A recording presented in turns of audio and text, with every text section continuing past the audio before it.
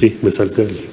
¿Qué tal? Buenos días, secretario. Preguntarle si nos pudiera si nos pudiera aclarar el punto precisamente de el déficit que se está teniendo, por ejemplo, en el caso de las mascarillas, si se pensó en algún momento que no se debió tal vez vender de más, nada más para aclarar el punto, a China en febrero cuando pues estaba en el punto álgido, eso se entiende, pero si en algún momento pensaron que debieron tener algunas reservas en México para no llegar a este punto, y preguntarle ¿cuánto más caro se está adquiriendo este tipo de insumos ahora que, bueno, pues están adquiriendo pues en una especie de recompra a China? Si pudiera aclararnos este punto, por favor.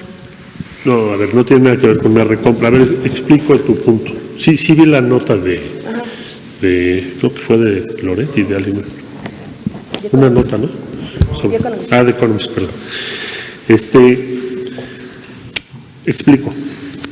México es el 8º exportador del mundo de equipo y productos médicos. Si México en febrero hubiera tomado la decisión de cerrar la exportación, porque ni modo que digas, a ver, no vamos a exportar a China, nada más. Primero, no tendríamos hoy este tráfico aéreo. No habría ventiladores adicionales si hubiésemos tomado una decisión de esa naturaleza. Pero además habríamos entrado en conflicto o habríamos provocado un inmenso impacto tanto hacia el exterior, porque México deja de ser un país confiable en la cadena de producción. Si tú tomas una decisión de esas, en una crisis, y dices, nadie va a exportar porque yo lo necesito en el futuro, en ese momento México se convierte en un país en donde nadie va a invertir, porque no eres confiable. Pues, ¿para qué voy a poner una planta para hacer una parte o un insumo si un día me lo vas a suspender? Entonces, en ese momento lo que haces es que México deja de ser un país confiable para la exportación, lo cual habría tenido un impacto estructural.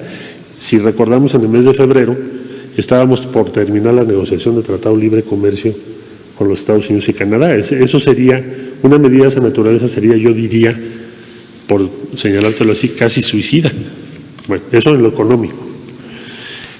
En lo médico, si nosotros hubiésemos prohibido que alguien comprara, el gobierno chino no compró, sino particulares, que alguien comprase algún producto en México, pues entonces en lo médico lo que harías es que México ahorita no tendría suministros. Sería un país que por su actuación no merecería la cooperación internacional. Entonces el costo habría sido muchísimo más alto. Y finalmente, recompra, por supuesto que no, son productos muy distintos. Lo que estamos adquiriendo el día de hoy es lo que necesitamos para reforzar la capacidad del sistema de salud. Todos los países del mundo están comprando.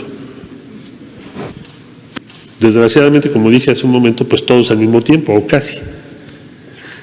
¿Quiere decir que nadie en el mundo tiene capacidad de previsión? ¿Estaremos todos los gobiernos al mismo tiempo equivocados? O más bien lo que hay que asumir es que la pandemia ha crecido más allá de lo que se podía prever en febrero. Entonces yo creo que la respuesta es obvia.